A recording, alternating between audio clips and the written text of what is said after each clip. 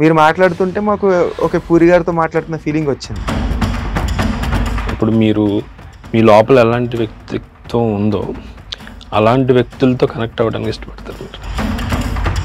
So మీకు addiction ఎలా start అయింది, అది మీరు ఎప్పుడు నోటీస్ చేశారు? ఓకే, నేను ఫిట్ అవుతాను సినిమా ఇండస్ట్రీ కానీ.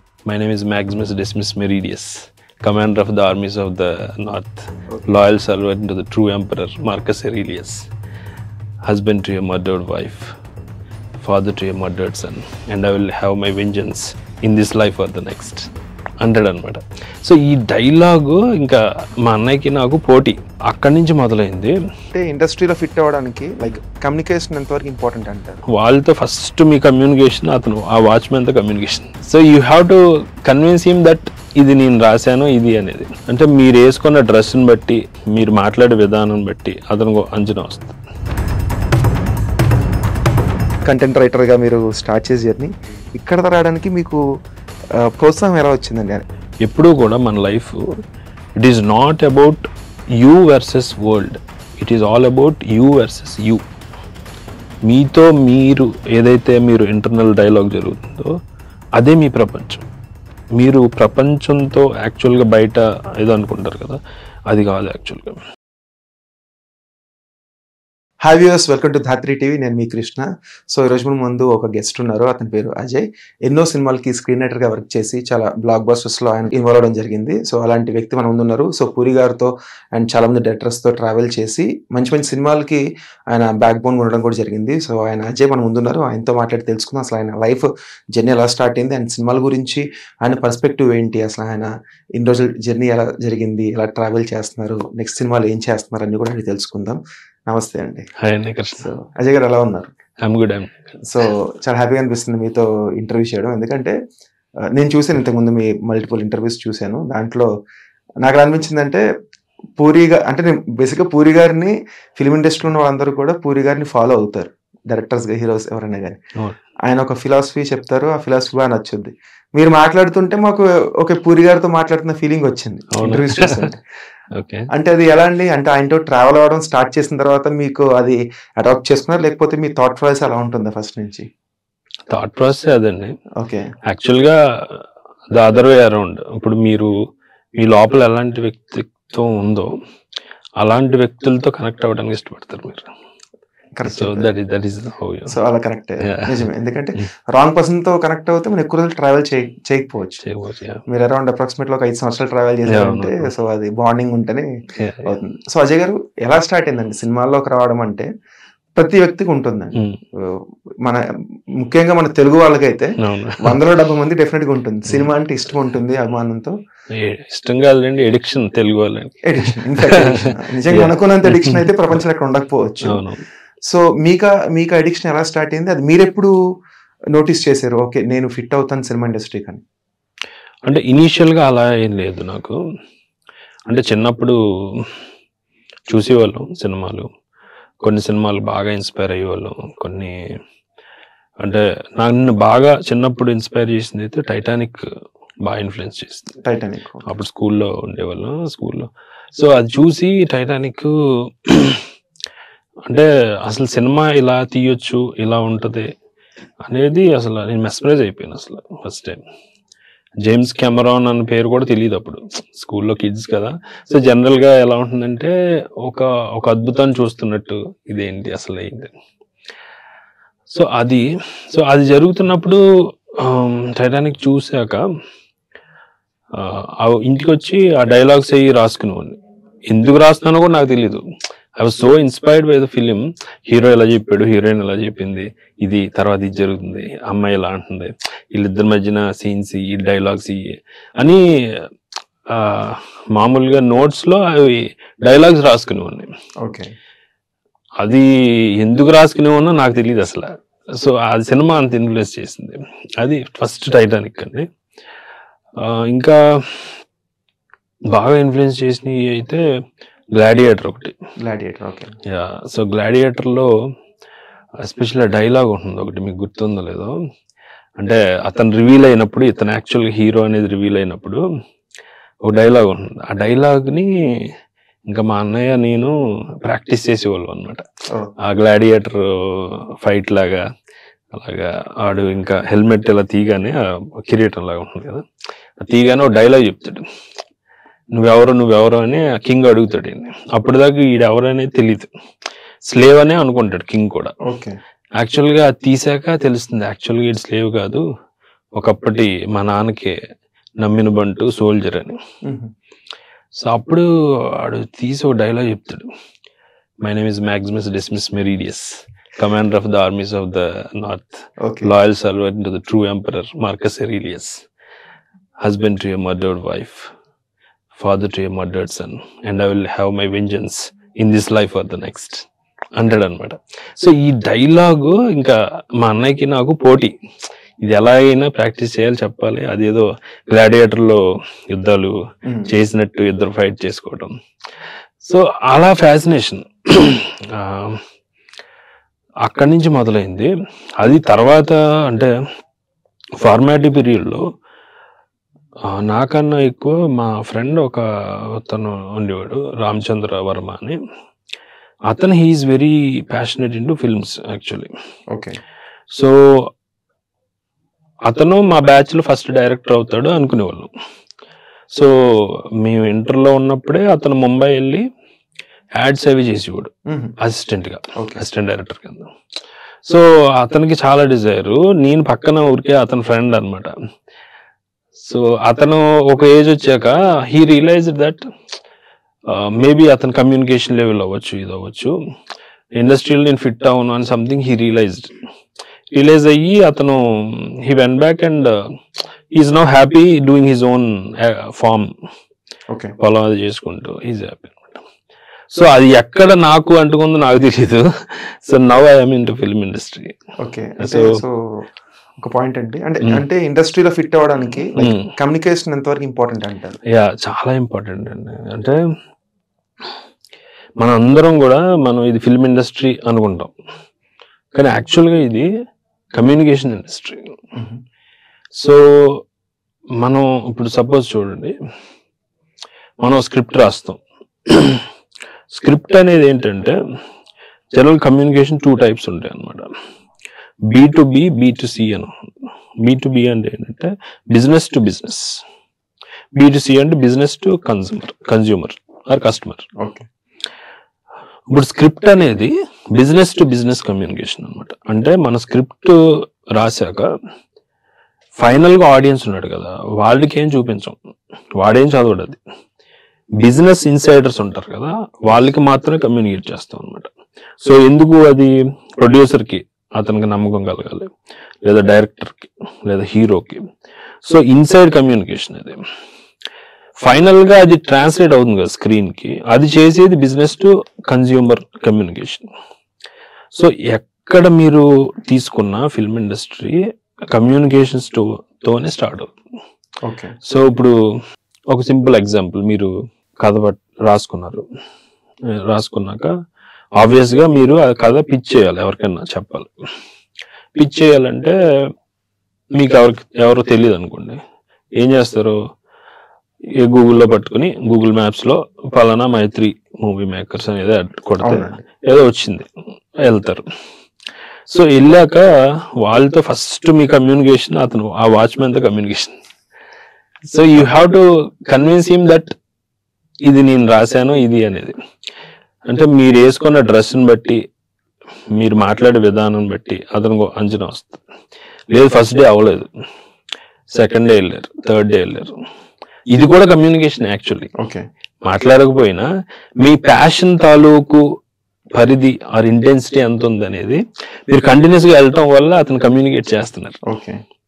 సో చేశారు, ఒక 1 month అయినా కంటిన్యూగా వెళ్తున్నారు అనుకోండి, అతను ఎక్కడో పాయింట్లో కన్విన్స్ అవుతాడు, అరే ఇతను కుర్రోడు ఏదో మరి ప్యాషనేట్గా ఉన్నాడు అని చెప్పేసి ఆ ప్రొడ్యూసర్కో వాట్ ఎవర్కో ఒక ఇన్ఫర్మేషన్ అయితే ఇస్తాడుగా. అవునండి, సరే ఈ అబ్బాయి పాపం చూస్తున్నాడు ఇలాగా చూడండి ఒకసారి. సో అక్కడి నుంచి మొదలవుద్ది. సో కేవలం మాట్లాడటమే కమ్యూనికేషన్ కాదు, మీ బిహేవియర్ ప్రతిదీ కమ్యూనికేషన్.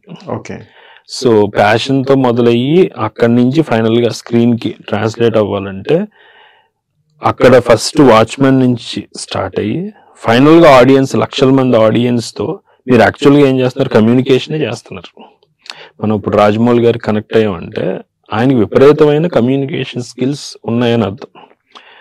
ఏం కమ్యూనికేషన్ స్కిల్స్? స్క్రీన్ మీద ఆయన అనుకున్నది అనుకున్నట్టు స్టోరీ టెల్లింగ్ చెప్పటం కమ్యూనికేషన్ స్కిల్స్.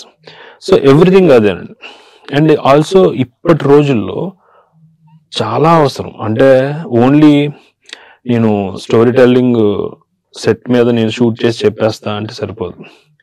సినిమా అయ్యాక, రిలీజ్ తర్వాత ఒక డైరెక్టర్ ఎంతలా కమ్యూనికేట్ చేస్తున్నాడు అనే దాని వల్ల కూడా మార్కెట్ డైనమిక్స్ మొత్తం మారిపోతుంది. సో ఇప్పుడు సందీప్ వంగ గారు తీసుకోండి, ఆయన ఆఫ్ స్క్రీన్ ఇమేజ్ చాలా పెద్దది. ఆయన సినిమా డెఫినెట్ గా క్వాలిటీ కంటెంట్ ఉంది సినిమాలో. దానికి మించి ఆయన ఇచ్చే ఇంటర్వ్యూస్ కానీ అవన్నీ కమ్యూనికేషన్ స్కిల్స్ కదండి ఆయన తాలూకు ఇది. సో ఫిల్మ్ ఇండస్ట్రీలో లేవు మనం, యాక్చువల్ కమ్యూనికేషన్ ఇండస్ట్రీలో. నిజమండి. ఎందుకంటే ఈ రోజు బాహుబలి లాంటి సినిమా వరల్డ్ వైడ్ వెళ్ళిందంటే కారణం కమ్యూనికేషన్ కదండి. కరెక్ట్. ఎస్టాబ్లిష్ ఇప్పుడు బాహుబలి లాంటి సినిమా తీసి ఎక్కడ కమ్యూనికేట్ చేయకుండా రిలీజ్ చేస్తే మైట్ బి ఎంత పెద్ద హిట్ అయినప్పటికీ కూడా ఇంత లార్జ్ స్కేల్లో వసూలు వెనక్కి రాకపోయి ఉండొచ్చు, ఇంటర్నేషనల్ వైడ్గా వెళ్ళి ఉండకపోవచ్చు కదా. సో ఒకప్పుడు సినిమా తీయడం వరకే డైరెక్టర్స్ ఆగేవాళ్ళు. ఇప్పుడు సినిమా తీయడం కంటే కూడా కమ్యూనికేట్ చేయడం అనేది పెద్ద టాస్క్. చాలా అండి. అంటే ఇప్పుడు చూడండి, ఇప్పుడు రాజమౌళి గారిని ఎగ్జాంపుల్ తీసుకుంటే, ఒక రైటర్ ఒక కథ రాయటంతో అతని కమ్యూనికేషన్ పూర్తయిపోతుంది యూజువల్గా. ఒక డైరెక్టర్ సినిమా షూట్ పూర్తయింది, సినిమా రిలీజ్ కి అతను పూర్తయిపోతుంది. కానీ అతను అలాగ మాత్రమే ఉన్నాడు అనుకోండి, అప్పుడు అది డైరెక్టర్ గానే ఉంటాడు కానీ ఫిల్మ్ మేకర్ అవడు. ఫిల్మ్ మేకర్ అంటే ఏంటంటే రాజమౌళి గారు సినిమా రిలీజ్ అయిన 1 year తర్వాత కూడా still he will keep on communicating about that stuff. అది అవార్డ్స్ తీసుకెళ్ళటం లేదా, ఎందుకంటే డైరెక్షన్ అనేది చాలా physically draining and mentally draining job. అది మీరు రిలీజ్ అయితే చాలు అని చాలా మంది ఆగిపోతారు. సో చాలా మంది పెద్ద దర్శకులు కూడా ప్రమోషన్స్ కూడా రావడానికి ఇష్టపడరు. కానీ రాజమౌళి గారు అది ఎంత లెవెల్ తీసుకెళ్తారో అసలు అక్కడి వరకు అలాంటి సినిమాలు తీయటమే చాలా పెద్ద హెర్క్యూలియన్ టాస్క్స్. అది అలాంటిది పూర్తయ్యాక అక్కడ యాక్చువల్గా ఎనర్జీస్ అన్ని డిప్ అయిపోతాయి ఎవ్రీ డైరెక్టర్కి. కానీ అక్కడ ఆయన ఇంకో లెవెల్కి దాని ప్రమోషన్స్ అవ్వచ్చు, పెనిట్రేషన్ టు వేరియస్ కంట్రీస్ అవ్వచ్చు. మీరు RRR రిలీజ్ అయిన 1 year వరకు ఆ ప్రమోషన్స్ ఆగలేదు. అంటే ఎంత ఎనర్జీ ఉండాలి మనిషికి. సో ఇది కూడా part of learning and communicating అనేది. మీరు ఆ particular energy level or communication power లేని దర్శకుల సినిమాలు వేరేగా ఉంటాయి. ఆయన సినిమాలు are the way he communicates, even Sandeep Vanga garu. So it is very essential అండి. కరెంట్లీ మనం TFI నుంచి చూసుకుంటే లైక్ రాజమౌళి గారు, నెక్స్ట్ సందీప్ గారు ఇంత large scale communicating different style aura maintain చేసేది అయితే వాళ్ళు. ఎందుకంటే పుష్ప కూడా అండి, పుష్ప 1 కూడా సుకుమార్ గారు అల్టిమేట్ సినిమా అయినప్పుడు కూడా నాకు తెలిసి పెద్దగా పబ్లిసిటీ వైజ్ గా పెద్దగా రాలేదు, కానీ లక్కీగా సినిమా అయితే వెళ్ళింది. దానికి ఇంకో అదృష్టం అల్లు అర్జున్ గారు, హీఈస్ వెరీ ఎనర్జెటిక్ అండ్ అంటే ఆయన బ్యాటర్న్ తీసుకున్న ఆయన చేతిలోకి హీ వెంట్ ఆల్రెడీ నార్త్ లో కూడా ఆల్రెడీ ఉంది కాబట్టి సో వెళ్ళింది. కానీ పుష్ప 2 అలా చేయలేదు. పుష్ప 2 పబ్లిసిటీ వైజ్ గా లైక్ రాజమౌళి గారు లాగా వాళ్ళు కూడా తీసుకోవడం జరిగింది. సో మీరు సాఫ్ట్వేర్ ఇంజనీర్, మీరు లైక్ గూగుల్లో చేసి ఏంటంటే ఈ రోజుల్లో డైరెక్ట్ పాయింట్కి వస్తాం. సాఫ్ట్వేర్ ఇంజనీర్ అనేది ఒక డ్రీమ్ అందరికి కూడా. లైక్ ఫిల్మ్ ఇండస్ట్రీ డ్రీమ్ అలా సాఫ్ట్వేర్ ఇండస్ట్రీ ఇంజనీర్ అవ్వాలి, చదువుకోవాలి, టార్గెట్ అది అందరికి కూడా. అందుకోసం బీటెక్ ఎంటెక్ చేస్తారు, గోల్ అచీవ్ చేస్తారు. సో మీరు భీమవరంలో అక్కడికి ప్రాపర్, సో అక్కడి నుంచి హైదరాబాద్కి వచ్చి గూగుల్లో ప్లేస్ అవి చేస్తుంటే మీరు గట్స్ ఉండాలి చాలా. అంటే మంచి ప్లేస్ లో మీరు జాబ్ చేస్తూ గూగుల్ లాంటి కంపెనీలో వర్క్ లైఫ్ బ్యాలెన్స్ ఉంటుంది నాకు తెలిసి గూగుల్లో. సో అలాంటి దాంట్లో ఉండి కూడా మీరు లేదు నాకు ఇది ఫిట్ అవ్వట్లేదు అని మీరు ఎలా తెలుసుకున్నారు? అండ్ ఓకే తెలిసిన తర్వాత మీరు దాన్ని మేనేజ్ చేస్తూ మీరు పార్ట్ టైం కంటెంట్ రైటర్ గా మీరు స్టార్ట్ చేసే జర్నీ ఇక్కడ రావడానికి మీకు ప్రోత్సాహం ఎలా వచ్చిందండి? అంటే పుష్ ఎలా వచ్చింది? మీకు మీరే తీసుకున్నారా లేకపోతే? పుష్ ఎలా వచ్చిందంటే ఫండమెంటల్గా అండి మనకి అంటే ద కోర్ డ్రైవింగ్ ఫ్యాక్టర్ నాకైతే ఏంటంటే we have just one life. So ఈ వన్ లైఫ్లో మనం కోరుకునేది, మనం ఇష్టపడేది అది చేయనప్పుడు what is the point of living అనేది కోర్ డ్రైవింగ్ ఫ్యాక్టర్. సో గూగుల్లో బాగుండేది, అంత బాగుంది, కూల్, మంచి ఎంఎన్సి, మంచి శాలరీ, ఎవ్రీథింగ్. మీరు ఊరు వెళ్ళిన రిలేటివ్స్ గూగుల్లో చేస్తున్నాడు అంటారు, ఇదంతా ఓకే. కానీ at the end of the day మనం ఎప్పుడూ కూడా మన life it is not about you versus world, it is all about you versus you. మీతో మీరు ఏదైతే మీరు ఇంటర్నల్ డైలాగ్ జరుగుతుందో అదే మీ ప్రపంచం. మీరు ప్రపంచంతో యాక్చువల్గా బయట ఏదో అనుకుంటారు కదా, అది కాదు యాక్చువల్గా. ఎందుకంటే అంటే చాలా మందికి అంటే ఎలా ఉంటుందంటే ఐడెంటిఫైయింగ్ వాట్ యూ లవ్ అనేది తెలుసుకోవటమే చాలా కష్టమైపోతుంది. ఒక స్లీప్ వాకింగ్ లాగా లైఫ్ అయిపోతుంది చాలా మందికి. ఓకే ఇది అయ్యింది, తర్వాత ఇచ్చేద్దాం, జాబ్, తర్వాత మ్యారేజ్, తర్వాత ఒక ఫ్లోలో వెళ్ళిపోతుంటారు. సో మీరు అది జరగాలంటే ఖచ్చితంగా మీ లోపల ఒక సెల్ఫ్ కాన్ఫ్లిక్ట్ ఉండాలి.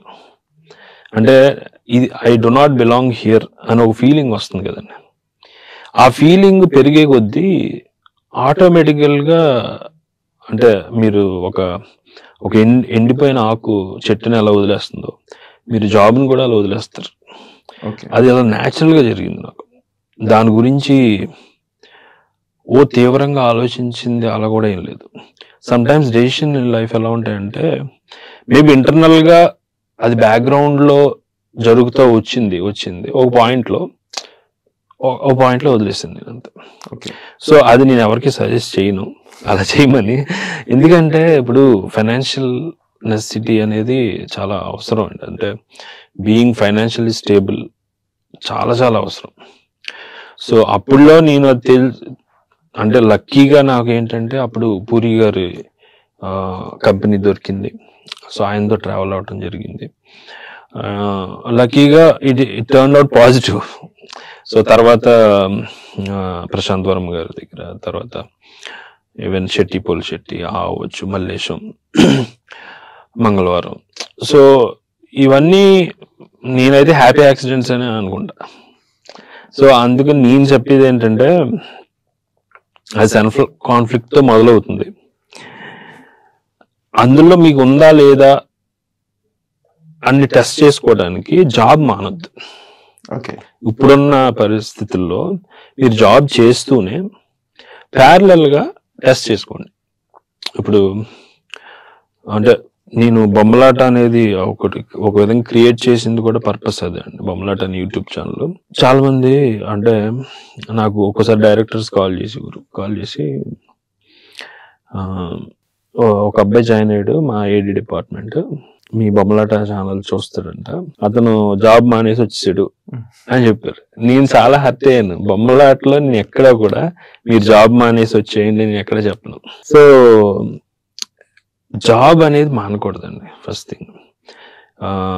జాబ్ చేస్తూనే వాట్ ఎవర్ బొమ్మలాట్లో ఇప్పుడు కోర్సెస్ ఉన్నాయి, వర్క్షాప్స్ ఉన్నాయి, ఇవన్నీ చేసి వాళ్ళందరూ కూడా జాబ్ చేస్తూ ప్యారలల్గా they are establishing their own craft అనమాట.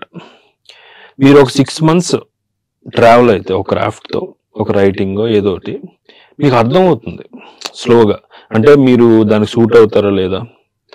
సో ఒక వ్యక్తి కోర్స్ చేస్తున్నాడు అనుకోండి, నేను అతనితో ఇంటరాక్ట్ అవుతుంటా కంటిన్యూస్గా, ఎవ్రీ వీక్ కలుస్తుంటాం, ఎవ్రీ వీక్ అతను రాసేది నేను అబ్జర్వ్ చేస్తా, అతని పర్సనల్ ఫీడ్బ్యాక్ ఇస్తా, ఎక్కడ బాగున్నాడు, ఎక్కడ బాగలేదు, ఎక్కడ స్ట్రెంగ్త్ ఉంది, ఎక్కడ వీక్నెస్ ఉంది, దీన్ని ఎలా ఇంప్రూవ్ చేసుకోవచ్చు అని సజెస్టివ్గా అన్నీ చెప్తుంటాం. ఒక 6 months ట్రావెల్లో ఇద్దరికి క్లారిటీ వచ్చేస్తుంది. అతను స్క్రీన్ రైటింగ్ పర్సూ చేయొచ్చా, చేయకూడదు అనుకోండి, he can choose some other craft. Editing choose చేసుకోవచ్చు, లేదా సినిమాటోగ్రఫీ చూస్ చేసుకోవచ్చు, లేదు ఇది కాదు సేమ్ పెయింటింగ్ అవ్వచ్చు, లేదా ఎంటర్ప్రెన్యూర్షిప్ అవ్వచ్చు, ఏదైనా అవ్వచ్చు.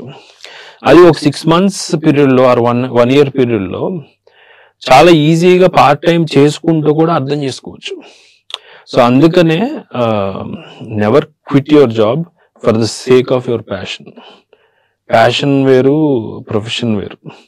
ప్రొఫెషన్లో ఏంటంటే అది ఇట్ నీడ్స్ లాట్ ఆఫ్ ఏమనాలి దాన్ని, థిక్ స్కిన్ కావాలి. ఓకే. సో ఆ థిక్ స్కిన్ ప్యాషన్ స్టార్టింగ్ ఉన్నప్పుడు అది సరిపోదు. అందుకనే జాబ్ చేస్తూ ప్యారలల్గా మీ స్కిల్ని టెస్ట్ చేసుకోండి. ఒక పార్ట్ టైం కోర్స్ చేస్తూ, మన వీకెండ్ కోర్సులు ఉంటాయి, 6 months కోర్సులు ఉంటాయి. ఇలా సరదాగా చేస్తే ఒక అర్థమైపోతుంది. ఓకే. నేను స్టార్టింగ్ లో ఇంట్రెస్ట్ మైట్ బి జర్నీ ఉండొచ్చు, ఉండకపోవచ్చు, తెలుసుకోవచ్చు. చాలా మందికి ఆ పాలు పొంగులానే ఉంటుందండి. మీకు 1 month కోర్స్ అయ్యాక దే విల్ రియలైజ్, వాళ్ళే చెప్తారు, I think I do not belong here sir అని అది చెప్పారు.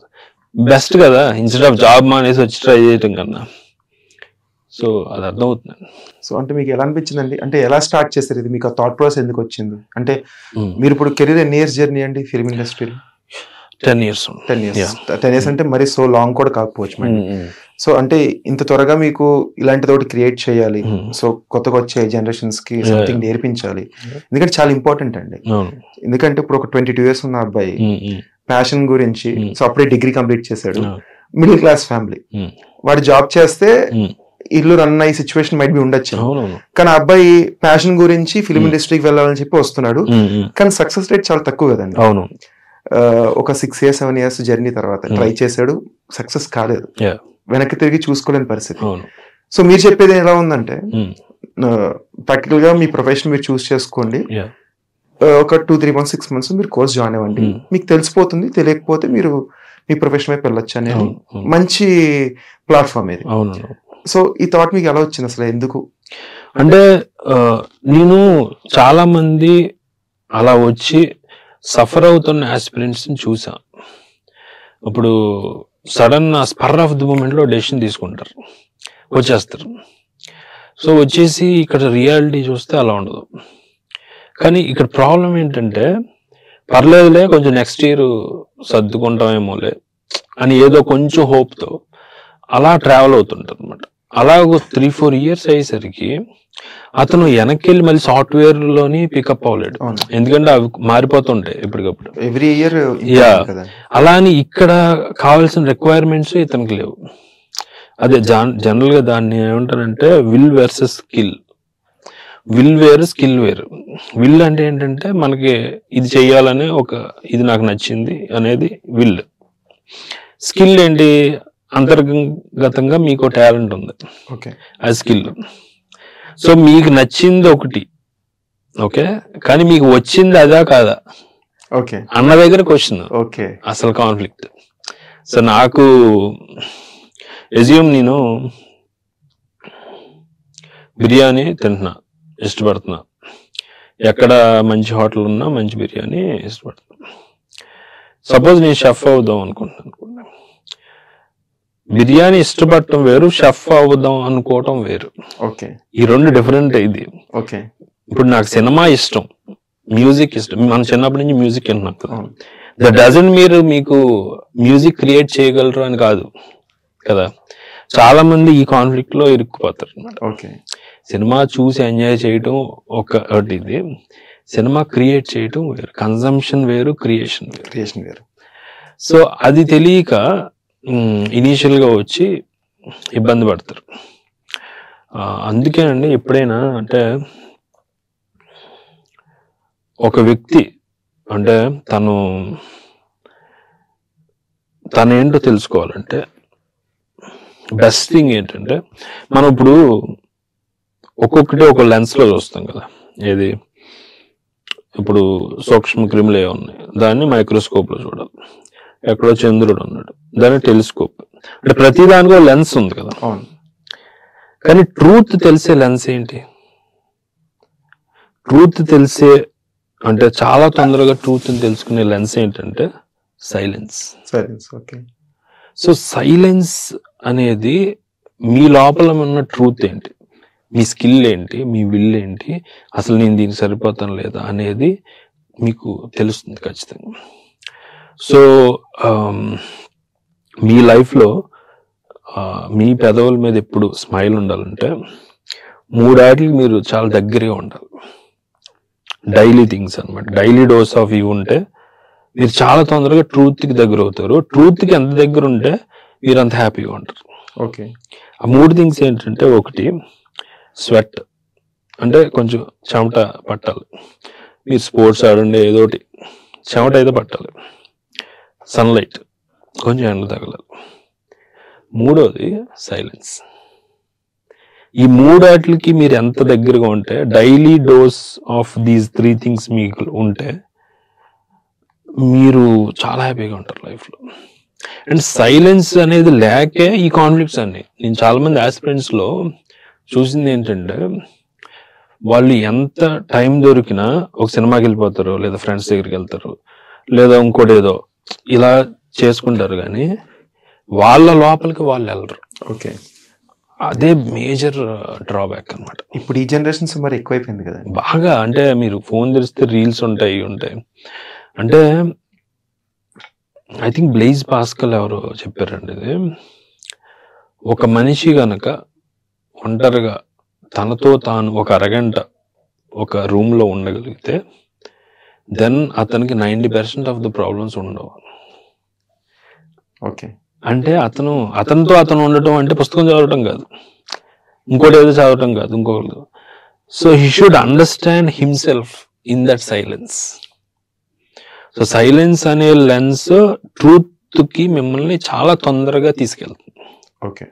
సో ఆ silence can be through meditation అవ్వచ్చు, కొంచెం మెడిటేషన్ చేస్తారా, అది లేదు ఒక పనిలో తీక్షణంగా ఇన్వాల్వ్ అవటం, అందులోంచి కూడా ట్రూత్ వస్తుంది. సో ఇలా మీరు చేస్తూ ఉంటే మీకు మీరు అర్థం అవుతారు. మీకు ఎప్పుడైతే మీరు అర్థం అయ్యారో ఆటోమేటిక్గా మీకు ఏ సూట్ అవుతుందో మీకు తెలిసిపోతుంది. ఆ ప్రయత్నం చేయరు చాలా మంది, అందుకే సఫరింగ్ ఉంటుంది. ఓకే. దాని root cause you are not observing silence. అసలు ఏమి రానివాడు సినిమా ఒక చదువుకోవడం 10th క్లాస్ ఫెయిల్ అయిన వ్యక్తి సినిమా తీసాడంటే సినిమా కూడా లెర్నింగే కదండి. అవును. కెమెరా యాంగిల్స్ ఎక్కడ పెట్టాలి, స్క్రిప్ట్ వర్క్ ఏంటి, 24 క్రాఫ్ట్స్ లో నాలెడ్జ్ ఉన్న వ్యక్తి సినిమా తీస్తారు. సో ఈజీగా జడ్జ్ చేస్తారు, ఎడ్యుకేషన్ కి సినిమాకి లింక్ పెట్టి జడ్జ్ చేస్తారు. ఈవెన్ ఇప్పుడు సినిమా రిలీజ్ అయ్యాక మా డెబ్యూటెంట్ ఒక ఫ్లాప్ సినిమా తీసాడు అనుకోండి, మరీ క్రూయల్ గా రివ్యూస్ ఇస్తారు. అంత అవసరం లేదు. రాడు ఒక ఆర్టిస్ట్, ఏదో తపన పడి ఏదో డైరెక్ట్ చేసుకున్నాడు పాపం, దాన్ని అంత నెగిటివ్ కోణంలో ఇలా తీసారు సినిమా రావడం, ఇలా ఉండాలని. You have no right to educate director or debutante ఎవరైనా, ఎందుకంటే అతని పర్సనల్ థాట్ అది.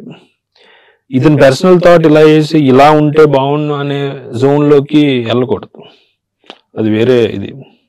ఇప్పుడు చిన్నపిల్లోడు స్టార్ట్ అయ్యాడండి, వాడేదో బొమ్మ వేస్తున్నాడు, మీరు ఫస్ట్ అతను 4 బొమ్మలు గీయగానే అసలు అలా వేస్తారా, అది తెలుసా, ఎలా వేయాలో తెలుసా అని మీరు తిట్టేస్తున్నారు అనుకోండి, వాళ్ళు ఎప్పుడైనా నేర్చుకుంటాడు అతను. నిజంగా భయం పట్టేస్తుంది, క్రియేట్ అయిపోతుంది కదా. So artist are not criminals. అంత అలాగే ఒక చాలా డెబ్యూటెంట్స్ ని చాలా, అంటే ఫ్లాప్ సినిమా తీస్తే వాడిని ఒక ఫ్లాప్ తో ఇంటికి పంపించేస్తున్నారు కదా, ఇంకొక ఛాన్స్ రానివ్వట్లేదు. అవునవును. ఇంకో ప్రొడ్యూసర్ ఇద్దామన్నా గానీ వీళ్ళు చేసే హంగామాకి ఆ ఛాన్స్ రావట్లేదు.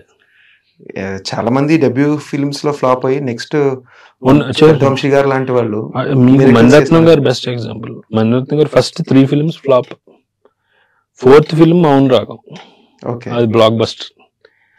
మీరు ఎలా ఊహిస్తారు? అందరూ డెబ్యూటెంట్స్ ఫస్ట్ ఫిల్మ్స్ హిట్ అని కాదు, చాలా మంది పడి నేర్చుకున్నారు, తర్వాత ట్రాన్స్ఫార్మ్ అయ్యారు. ఫస్ట్ వాళ్ళు తీసిన సినిమాలు వేరు, తర్వాత ఇవాల్వ్ అయి తీసిన సినిమాలు వేరు ఉంటాయి. ఇప్పుడు రాజమౌళి గారు ఫస్ట్ ఫిల్మ్స్ ఇప్పుడు ఫిల్మ్స్ ఏంటి అసలు సంబంధం ఎక్కడ ఉంది? అసలు లేదు కదండి. ఏ ఆస్పెక్ట్ లో లేదు, scale wise, content wise, quality wise, ఇది వైజ్. ఇప్పుడు సాయి రాజేష్ గారు ఉన్నారు, ఆయన ఫస్ట్ తీసిన ఎలాంటి సరదాగా ప్యారడీ సినిమాలు, కామెడీ. కానీ ఇప్పుడు బేబీ అనేది ఎలా ఉంటుంది, సాయిరాజ్ గారి తీసిన సినిమా అనే థాట్ వస్తుంది. ఎగ్జాక్ట్లీ. సో ఈ అవకాశం మనం ఒక ఆర్టిస్ట్కి ఇవ్వాలి, అప్పుడే వాళ్ళు ఇవాల్వ్ అవుతారు. ఇప్పుడు నిజంగా ఫస్ట్ ఫిల్మ్ ఫ్లాప్ అయిందని మనం నిందించలేదు చేసాం అంటే ప్రతి ప్రొడ్యూసర్ ప్రొడ్యూస్ చేయాలని కాదు నేను అనేది, అతనికి మానసికంగా కృంగదీయకూడదు. ఎందుకంటే కాన్ఫిడెన్స్ చచ్చిపోతే పాప మనిషి ఆర్ట్ని పర్సీవ్ చేయలేడు. సో అతను అట్లీస్ట్ మైక్రో లెవెల్లో తర్వాత షార్ట్ ఫిల్మ్స్ తీసుకుని సరదాగా ఎక్స్పెరిమెంట్ చేసుకుని ఓకే ఈ ఫిల్మ్ ఎందుకు ఫ్లాప్ అయింది మనం ఇంకేదన్నా చేసుకుని అతను యూట్యూబ్లో పెట్టక్కర్లేదు, కానీ అలా ఎక్స్పెరిమెంట్ చేసుకునే అవకాశం చేసుకుని మళ్ళీ వచ్చి మళ్ళీ కొట్టిన సందర్భాలు బోల్ మంది ఉన్నారండి అలాగా. So we should not kill art by flop movie or అది కాదు. ఓకే, ఎనీవేస్ నైస్ కన్వర్సేషన్ అండి. సో నెక్స్ట్ ఏంటి మీ ప్రాజెక్ట్స్ అసలు ఏమొస్తున్నాయి ఇంకా అప్కమింగ్? ఇప్పుడు దాకా మీరు తీసినట్టు అన్ని సక్సెస్ఫుల్ ప్రాజెక్ట్స్ లో వర్క్ చేశారు, అది అంటే అది లక్ అనుకోవచ్చా లేకపోతే కంప్లీట్ లక్ అని కాదు, లైక్ దొరకడం కూడా కష్టం కదండి, మీకు ఎంత టాలెంట్ ఉన్నా మంచి మంచి ప్రాజెక్ట్స్ లో పడడం అనేది అంటే I think it's a happy accident నేను అనుకుంటా. అంటే మిగతాయి కొన్ని వచ్చి నాకు నచ్చక ఇన్వాల్వ్ అవ్వని సినిమాలు కూడా ఉన్నాయి, but majority it's just happy accident. Okay, next projects ఏం ఎక్స్పెక్ట్ చేయొచ్చు? మైట్ బి మంగళవారం 2 ఉండొచ్చు.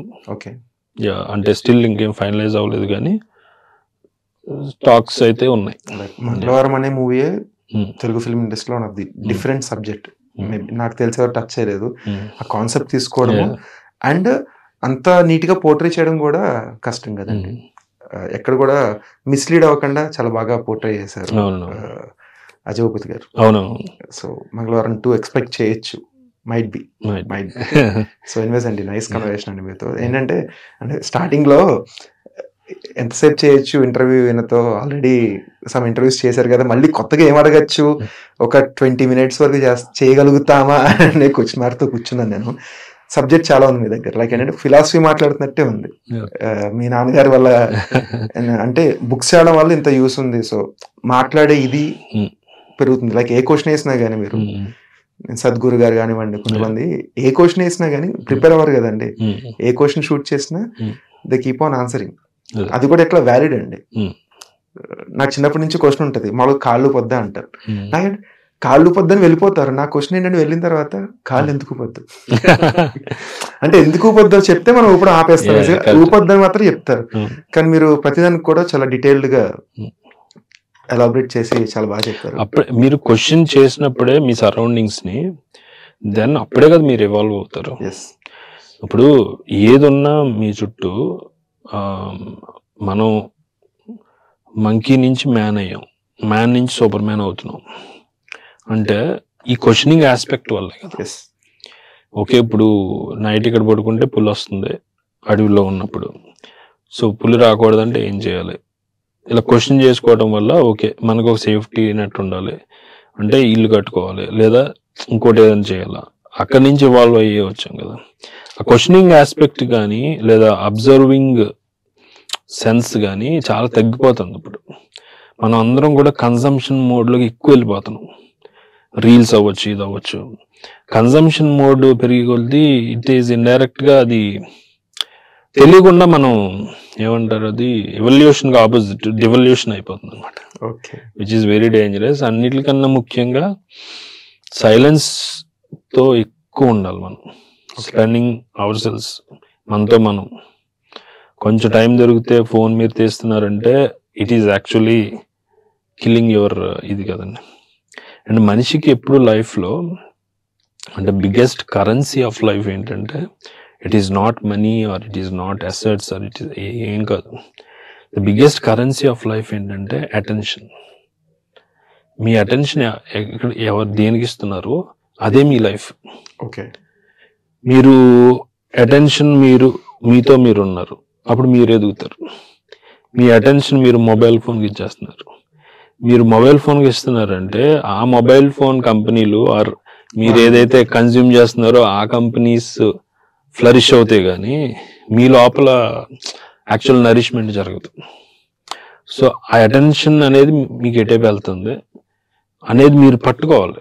అవేర్నెస్ అనే లెన్స్, సైలెన్స్ అనే లెన్స్ అంటే దాని ద్వారానే వస్తుంది.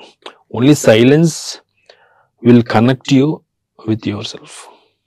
Okay, thank you so much అండి. సో చాలా వ్యాలిడ్ పాయింట్స్ చెప్పారు. Thank you so much. So me future projects కూడా ఆల్ ది వెరీ బెస్ట్ అండి. Thank so you. Me philosophy ఇంకా లైక్ మీరు కూడా ఒక అంటే బొమ్మలాటలతో పాటు మన పూరి గారు మాట్లాడుతూ ఉంటారు. మ్యూజిక్ సినిమా డైరెక్షన్ ఒక ఎత్తు అయితే ఆయన మాట్లాడే మాటలు కూడా టూ మచ్ అనమాట. సో అలా కూడా మీరు ఏదైనా స్టార్ట్ చేస్తే చాలా బాగుంటుంది, ఎందుకంటే పీపుల్ కి మంచి ఎంకరేజ్మెంట్ ఉంటుంది. థ్యాంక్ యూ సో మచ్ అండి. Nice talking with you. So ఇదనమాట ఫ్రెండ్స్, ఈ రోజు మన అజయ్ గారితో మాట్లాడాం కదా. సో ఫ్యూచర్ ప్రాజెక్ట్స్ రాబోతున్నాయి అనేవి, అండ్ ఇలాంటి ఆస్పిరింగ్ వ్యక్తులతో ఇంకా ఇంకా మాట్లాడే ప్రయత్నం చేద్దాము. ఇంకా కొత్త వాళ్ళని తీసుకొచ్చి కొత్త కొత్త మాటలతో మనం వ్యూవర్స్ అందరినీ కూడా ఆకట్టుకునే ప్రయత్నం అయితే డెఫినెట్గా చేస్తాను. Thank you so much for watching. Thank you.